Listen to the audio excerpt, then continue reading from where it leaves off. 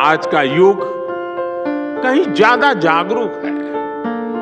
भारत का तो विजन है विकास भी विरासत भी।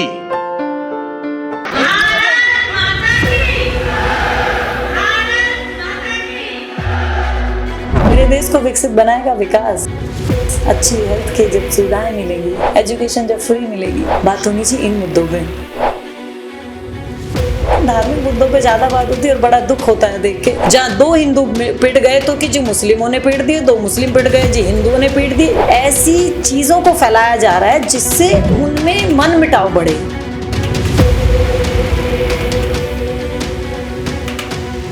जो अपने आप को विपक्ष का ढिंडोरा पीटते हैं, पहले तो विपक्ष है ही नहीं। ना तो विपक्ष भारत में है, ना ही उत्तर प्रदेश में है। लड़कियों के रेप हो रहे हैं, कहाँ बोल रहे हैं? 2.5 साल की बच्ची का रेप हुआ लखनऊ में। सुबह पुलिस ने उसका एनकाउंटर कर दिया। आप नहीं चाहेंगे ऐसी सरकार रहे? मैं तो ये चाहूंगी कि जो भी इतना दरिंदा इस धरती पर है उसका यही हास्य होना चाहिए। पंचायत चुनाव की सुगबुगाहट शुरू हो गई है। प्रधानी की तो दारू भी शुरू हो गई है।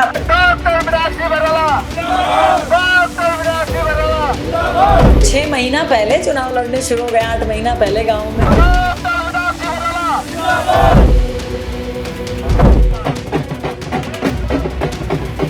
जिसके घर के बाहर की नाली और खड़ंजा मेरा लगा हुआ है, जिनके शमशान मेरे द्वारा बनाए गए हैं, आज भी वो लोग काम को याद रखते हैं। नहीं तो जमाना तो ऐसा है कि 4 दिन बाद आदमी भूल जाता है।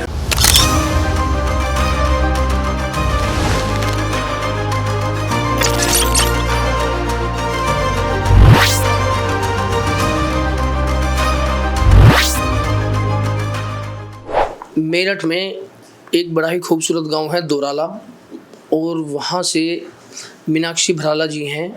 मेरठ के वार्ड संख्या 14 से लगातार 2 बार जिला पंचायत सदस्य चुनी गई, 2010 और 2015 में।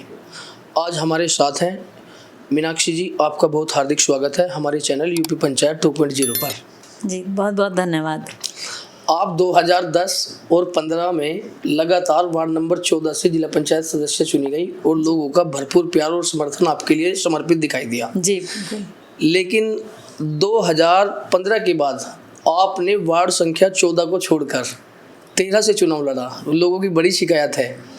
नहीं, एक्चुअली वो पार्टी का निर्णय था कि हम 2 बार वहाँ से, चूँकि पहले से चुनाव लड़ चुके थे, तो पार्टी का निर्णय ये था कि उस सीट पे ब्राह्मण को लड़ाएंगे और जाट को वो लड़ाएंगे 13 वार्ड पे।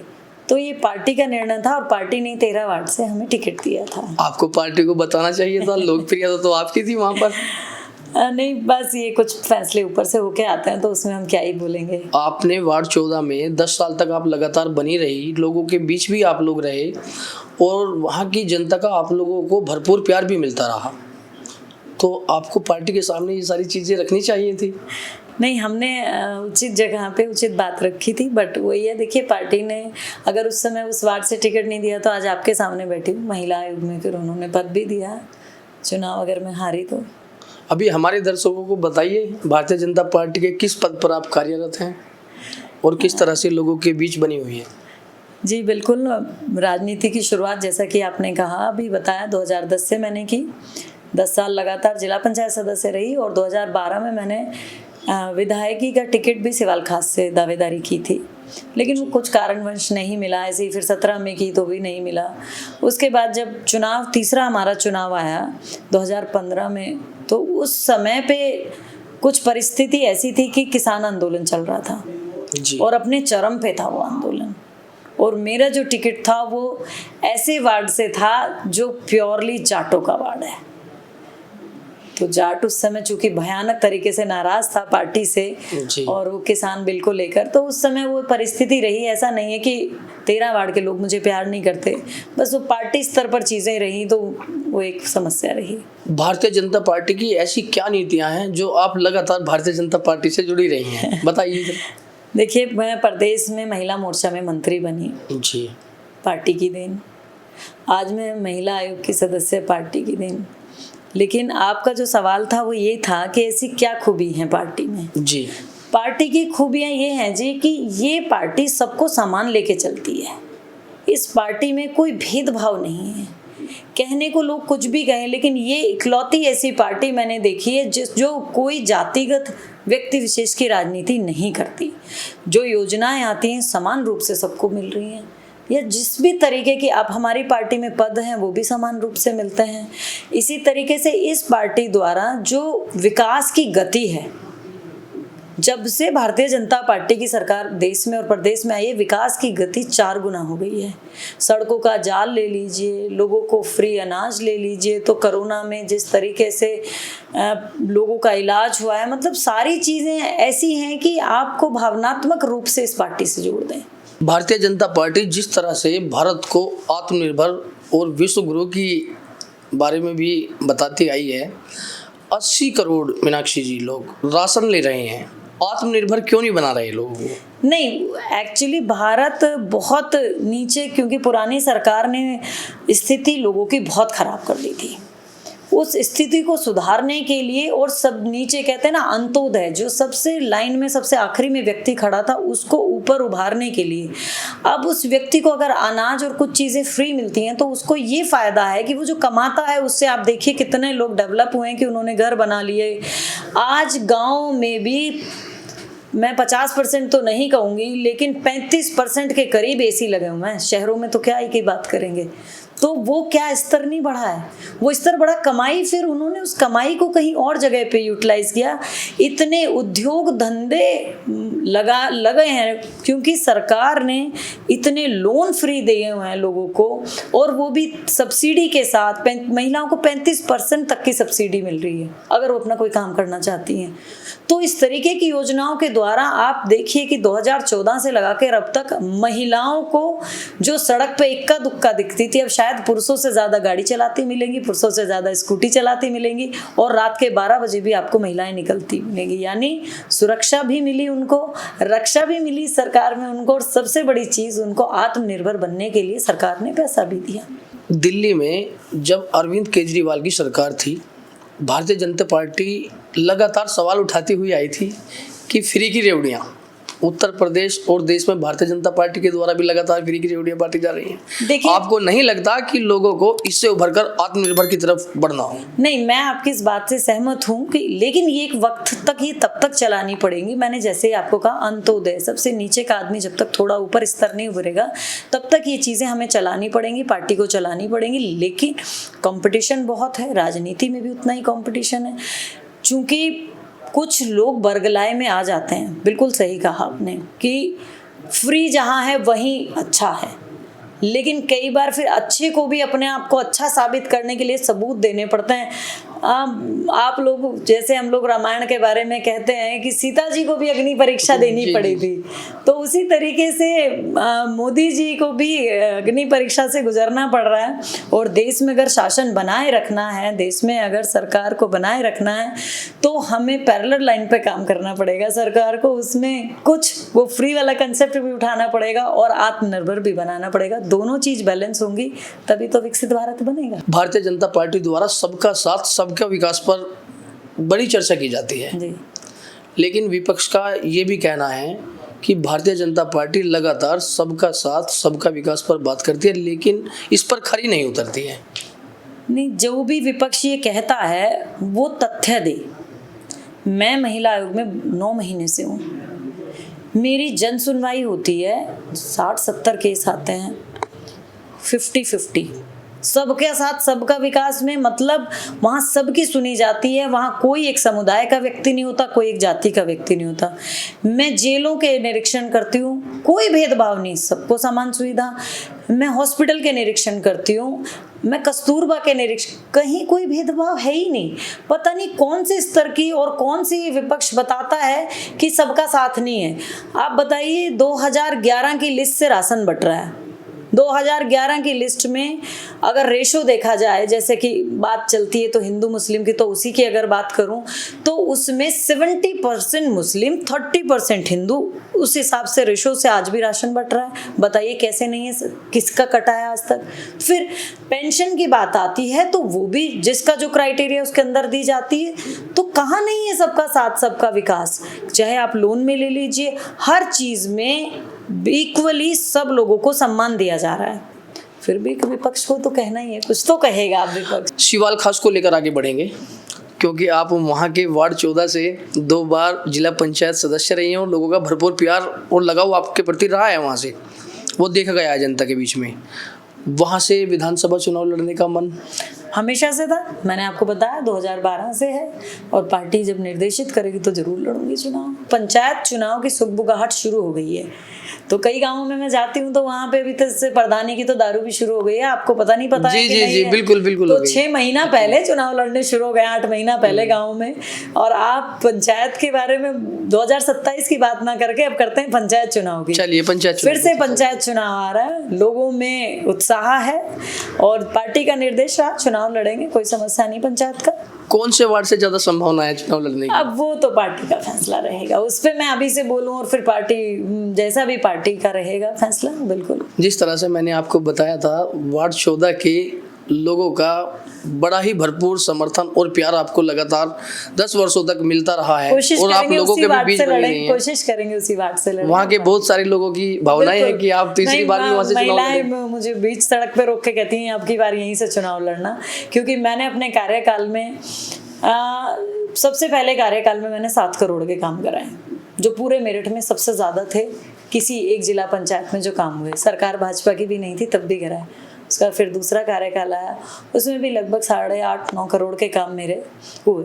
तो मैं काम भी लगातार क्षेत्र में कराए हैं। तो पब्लिक याद तो देखिए मुझे करेगी, जिसके घर के बाहर की नाली और खड़ंजा मेरा लगा हुआ है, जिनके शमशान मेरे द्वारा बनाए गए हैं, तो वो लोग याद तो करेंगे। देखिए मैंने काम सच में पहले बहुत काम किया। लोग आज भी सिवाल खास के लोग, मैं पूरे जिले में छोड़ी पूरे उत्तर प्रदेश में जाती हूँ, जनता बहुत सीधी है।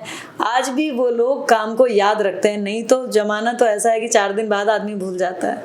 तो सिवाल खास के लोग बहुत अच्छे हैं। जिस तरह से आपने बताया, सिवाल खास के वार्ड 14 में 7 से 8 करोड़ के आपने कामकाज भी कराए। हाँ जी। लेकिन अब वहाँ पर आप घूमती हुई नजर नहीं आ रही हैं, लोगों का ऐसा भी कहना है। ऐसा नहीं, आप फिर मेरे को फॉलो नहीं करते फेसबुक पे, इसका मतलब नहीं। तो मैं सिवाल खास में सबसे ज्यादा जाती हूँ, मैं जाती ही सिवाल खास में हूँ।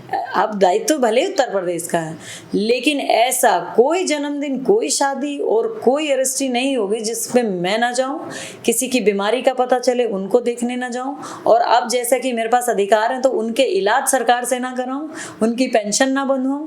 काम मैं आज भी उतना ही करती हूँ। आपने बहुत अच्छी बात कही, लेकिन सरकार विकास के नाम पर वोट नहीं मांगना चाहती। भारतीय जनता पार्टी के लिए मैं खासतौर से कहूंगा, जितना विकास भारतीय जनता पार्टी ने किया है, जैसा आपने खुद अपने शब्दों में अभी कहा कि जिस तरीके से विश्व पटल पर हिंदुस्तान का नाम लिखा गया है, काबिल तारीफ है। मोदी जी के द्वारा ऐसा हुआ है, और जैसा अभी ये मिशन सिंदूर चला वो काबिल तारीफ है। तो ऐसा नहीं है कि हमारे देश की कितनी अर्थव्यवस्था खराब थी, वो भी अच्छी हुई। आज सारी चीजें बहुत इजीली अवेलेबल हैं।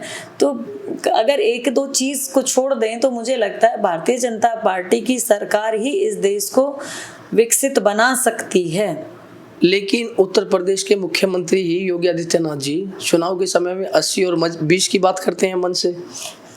देखिए चुनावी भाषण होते हैं वो, बाकी आप ये देखिए चुनाव के बाद अगर किसी में कोई भेदभाव हो तो फिर उस पर बात करें, कोई भेदभाव नहीं है। और चुनाव में देखिए पहले तो विपक्ष है ही नहीं, ये आप समझ लीजिए। ना तो विपक्ष भारत में है, ना ही उत्तर प्रदेश में है। जो अपने आप को विपक्ष का ढिंडोरा पीटते हैं, लड़कियों के रेप हो रहे हैं, कहाँ बोल रहे हैं वो। अब कल रात की घटना देखिए, 2.5 साल की बच्ची का रेप हुआ लखनऊ में। जी बताइए हमारे दर्शकों को। सुबह पुलिस ने उसका एनकाउंटर कर दिया। आप नहीं चाहेंगे ऐसी सरकार रहे जो उस बच्ची के शरीर के मांस के लोथड़े तक बाहर निकाल दी उस आदमी ने। पुलिस ने जब उस बच्ची को देखा तो पुलिस ने सबसे पहले कार्रवाई की। जैसे उसको पकड़ने गई, पुलिस का भी मन नहीं हो उसे पकड़ने का या उससे बात करने का। और वो व्यक्ति क्या करता था, जागरण पार्टियों का काम करता था। धार्मिक होने के बाद भी उसने एक बच्ची के साथ ऐसा किया, उसको वहीं पे एनकाउंटर। और मैं तो ये चाहूंगी कि जो भी इतना दरिंदा इस धरती पर है उसका यही हास्य होना चाहिए जो पुलिस ने वहां कल लखनऊ में आज किया है। भारतीय जनता पार्टी के 1-2 नेताओं के बयान आए थे, जिस तरह से आपने सिंदूर ऑपरेशन को लेकर बताया था, उसके लिए भारतीय सेना की पूरे देश ने लगातार सराहना की है और पाकिस्तान को भारतीय सेना की तरफ से मुंहतोड़ करारा जवाब भी दिया गया है।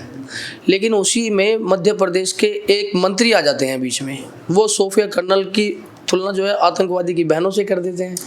देखिए, आपको लगता है ये उचित है क्या? मिशन सिंदूर की, जैसे हम अभी दोनों ने बात की, मिशन सिंदूर के बारे में ये है कि एक ये समय ऐसा था, चूँकि हम इतनी देर से इसी मुद्दे पर बात कर रहे हैं, जब मैंने हिंदू मुस्लिम छोड़िए, सिख ईसाई छोड़िए, सबको साथ खड़े होकर सेना की तारीफ करते हुए देखा। बिल्कुल, वो भी यही हिंदुस्तान का मुस्लिम है जो तारीफ कर रहा था कर्नल सोफिया की। रही बात ऐसे एक दो व्यक्तियों की जिनको यही नहीं पता बोलना क्या है, मैं पर्सनली उस महिला को सैल्यूट करती हूँ जिस महिला ने ऑपरेट किया इतना बड़ा ऑपरेशन। और देखिए आज महिलाएं अब वैसे आगे आ रही हैं और सरकार की ही बदौलत है ये। पहले किसी सरकार में महिलाओं को इतने अधिकार थे ही नहीं, इतनी बड़ी पोस्टों पे थे ही नहीं। अभी जिसमें कि हमारी एक तो प्रदेश में प्रधानमंत्री रह चुकी हैं महिला, फिर भी उन्होंने महिलाओं को इतना बढ़ावा नहीं दिया। ये सिर्फ भारतीय जनता पार्टी की सरकार है जिसने महिलाओं को सुरक्षा के साथ साथ आत्मसम्मान के साथ साथ आज देखिए 33% आरक्षण की घोषणा की, और जो आने वाले समय में आने वाला है महिलाओं के लिए, तो बड़ी बात। वैसे आपको लगता नहीं कि भारतीय जनता पार्टी के मंत्री जी का ये बयान गलत था? बिल्कुल गलत था, क्यों नहीं लगेगा, गलत को गलत कहा जाता है। आखिर कर्नल है, उन पर ऐसी प्रतिक्रिया नहीं करनी चाहिए। कहनी चाहिए थी। हम लोगों ने उनको सैल्यूट किया, हम लोगों ने मिठाई बांटी कि उस महिला ने इतनी बड़ी एक ऑपरेशन को ऑपरेट किया। ऐसा है इक्का दुक्का व्यक्ति कुछ बोले, वो किसी भी सरकार का हो, मैं उसके पक्ष में नहीं हूँ, जो इतने बड़े सराहनीय काम पे भी बोल जाते हैं। अभी आपने अलीगढ़ में एक मॉब लिंचिंग की घटना हुई, आप जरूर परिचित होंगे उससे। 3 मुस्लिम युवकों को गोमांस के नाम पर बहुत बुरी तरह पीटा गया। बाद में गोमांस के नाम पर जो उनके पास में मीट व्यापारी थे, वो मीट के अवशेष भी भेजे गए लैब के लिए, लेकिन वो लाइसेंस उनका अप्रूव था और गोमांस के कोई भी अंश नहीं पाए गए। तो उनको खाली मुस्लिम समुदाय होने के नाम पर बहुत जनता के द्वारा, भारतीय जनता पार्टी के कार्यकर्ताओं या किसी हिंदू संगठन से जुड़े हुए लोगों के द्वारा मुस्लिम होने के नाम पर पीटा गया। देखिए, इस तरह की घटनाओं के बारे में मैं बताती हूँ। कभी भी जैसे आपने कहा कि वो बाद में हुआ जांच की, वो किस चीज़ का मांस था या क्या था, उसमें मिंट था, जो भी था, इस तरीके की घटना आपके शहर में भी होती है। कहीं आपको अलीगढ़ जाने की ज़रूरत ही नहीं है। उस समय पब्लिक में क्या मैसेज गया, उन युवकों के नाम आपने बता दिए मुस्लिम है, क्योंकि बाद में पता चले। उस समय क्या यहाँ ऐसा नहीं हुआ आपके मेरठ में कि गौ मांस के शक में कई लोगों को पीट दिया गया, जेल भेज दिया गया? एक्चुअली गौ मांस से कुछ लोगों की भावनात्मक जुड़ाव है। उसका जब नाम आता है, जब उसकी बात आती है, तो वो भावनात्मक रूप से भावुक हो करके वो ये देखते ही नहीं कि किस जाति का, किस समुदाय का व्यक्ति, और वो मारपीट कहीं भी शुरू हो जाती है। ये कोई एक जगह की बात नहीं है। तो उसको इस तरीके से लेना, चूंकि वो मुस्लिम युवक थे इसलिए पीटे गए। आपको एक आज बताती हूँ, हमारे जो देश में या प्रदेश में जो मेन समस्या आ रही है वो क्या है। जब कोई ऐसी घटना होती है जहां 2 हिंदू युवक 2 मुस्लिम पिट रहे होते हैं, उसका जिक्र सोशल मीडिया पे नहीं मिलेगा। जहां 2 हिंदू पिट गए तो कि जी मुस्लिमों ने पीट दिए, 2 मुस्लिम पिट गए जी हिंदुओं ने पीट दिए। इस तरीके की ऐसी चीज़ों को फैलाया जा रहा है जिससे कि उनमें मन मिटाव बढ़े। मैं बताती हूँ, मेरी 2014 से पहले भी मेरी मुस्लिम, क्योंकि मैंने पीएचडी करी है, तो कुछ मुस्लिम महिलाओं ने मेरे साथ पीएचडी करी। एक थाली में खाना, साथ बैठना, साथ उठना, बड़ी अच्छी दोस्ती, कहीं समस्या नहीं थी। लेकिन धीरे धीरे जो इस तरीके के ये मैसेज बढ़े, जब जैसा आपने अभी बता दिया, ये सोशल मीडिया पे वायरल होना शुरू हुआ, तो कहीं ना कहीं मुझे भी लगा कि क्यों हम आपस में क्यों खटास पैदा कर रहे हैं। यहाँ इस देश में ऐसे साथ रहा ही जाता है, हिंदू मुस्लिम एक मोहल्ले में छोड़िए, एक परिवार में साथ बैठ के पहले से खाना खाते हैं, अब भी खाते हैं, ऐसी कोई बड़ी समस्या नहीं है। कुछ एक असामाजिक तत्वों ने इसको बढ़ावा दिया, जिसकी वजह से बढ़ा, और ठीकरा जबरदस्ती भारतीय जनता पार्टी के सर फोड़ दिया। इसमें कोई भारतीय जनता पार्टी का बड़ा इन्वॉल्वमेंट नहीं है, बस वही है कि कुछ एक असामाजिक तत्व हैं जिनकी वजह से चीजें हो रही है। आपको नहीं लगता इस तरह के लोग, चाहे हिंदू हो या मुसलमान हो, जो भी धार्मिक हिंसाएं हो या किसी भी तरह के उपद्रवी हो, उन पर सरकार को कड़े एक्शन लेने चाहिए? मैं बिल्कुल आपकी इस बात से सहमत हूँ। किसी भी जाति, धर्म, बिरादरी, का व्यक्ति क्यों ना हो, दूसरे की अगर धार्मिक भावना को ठेस पहुंचाता है तो उसको तत्काल रूप से जेल भेजना ही चाहिए। कड़ी सजा का प्रावधान भी होना चाहिए। लेकिन अब उसके बाद भी कभी आपने देखा होगा संभल हिंसा, वाराणसी, मथुरा, मंदिर हो या मस्जिद हो, वहाँ भगवान को याद करने की एक जगह है, ऊपर वाले को सब मानने की जगह है। बिल्कुल। तो वो उसमें मुस्लिम बैठ जाए या मुझे तो खैर इतना फर्क नहीं पड़ता मंदिर मस्जिद से। लेकिन जिस तरीके की आपने पूछा बात की, इस तरीके की बात एक्ट पारित हुआ फिर भी लोग नहीं मान रहे हैं, तो उस पर तो ये है अभी चल रहा है, लेकिन ये नहीं होना चाहिए। मैं इसके बिल्कुल पक्ष। सरकार को इस पर कड़े प्रावधान लाने चाहिए। बिल्कुल लाने चाहिए। ये जो जहाँ जो पूजा कर रहा है उससे क्या ही फर्क पड़ गया है। लेकिन पता नहीं क्यों इन मुद्दों को बहुत गहराया जाता है, इन मुद्दों पे बहुत बात होती है, जिसमें कि बात किन मुद्दों पे होनी चाहिए? विकास जी, एजुकेशन, हेल्थ, बात होनी चाहिए इन मुद्दों पे। इन मुद्दों पे ना बात होगी, धार्मिक मुद्दों पे ज़्यादा बात होती है। और बड़ा दुख होता है देख के कि ये मुद्दे तो मेरे देश को विकसित बना ही नहीं सकते। मेरे देश को विकसित बनाएगा विकास, अच्छी हेल्थ की जब सुविधाएं मिलेंगी, एजुकेशन जब फ्री मिलेगी, तो मैं तो उस दूर जाना चाहूँगी कि इस तरफ ज़्यादा ध्यान होना चाहिए। सिवाल खास की जनता हो या पूरे मेरठ की या प्रदेश की, आप हमारे चैनल यूपी पंचायत 2.0 के माध्यम से सिवाल खास वासियों, प्रदेश वासियों के लिए क्या संदेश देना चाहेंगे? सभी के लिए एक संदेश, पहला फोकस रखें अपने जीवन में अपने आप को अपने पैरों पे खड़ा करने का। राजनीति हो या कोई भी, जैसा मैं देखती हूँ हमेशा ज़्यादा इन्वॉल्वमेंट हम लोगों का बढ़ गया है। आपने जैसे बहुत लंबा जिक्र किया धार्मिकता की तरफ, लेकिन धर्म के साथ साथ हम लोगों को अपने फ्यूचर, अपने गांव, अपने देश की तरक्की के बारे में भी सोचना चाहिए और उस पर भी काम करना चाहिए। ये मेरा संदेश है कि, और सभी पेरेंट्स को एक संदेश, अपने बच्चों को नोट छापने की मशीन ना बनाएं, संस्कार भी दें। क्योंकि संस्कार ना होने की वजह से हमारे समाज का स्तर दिन पर दिन गिरता जा रहा है और उसको अभिभावक आप ही लोग बचा सकते हैं। बहुत बहुत धन्यवाद। देखिए, हमारा चैनल में आपको एक अपील आप हमारे लिए भी कीजिए। हमारा जो चैनल है यूपी पंचायत 2.0, हमने ग्राम पंचायतों को लेकर ही इसकी शुरुआत की है। क्योंकि ग्राम पंचायतों की बहुत सारी जन समस्याएं ऐसी होती हैं जो सरकार तक या माननीय विधायक या सांसदों तक नहीं पहुंच पाती हैं। तो जो भी वहाँ की जन समस्याएं होती हैं, हमारे माध्यम से आप जैसे लोगों तक पहुंचाने की हमारा ये कार्यक्रम है। जो चैनल पंचायतों तक जा रहा है, ग्राम पंचायत, सब लोग लाइक करें, सब्सक्राइब करें और सबसे अच्छी बात है इससे ज़्यादा से ज़्यादा जुड़ें।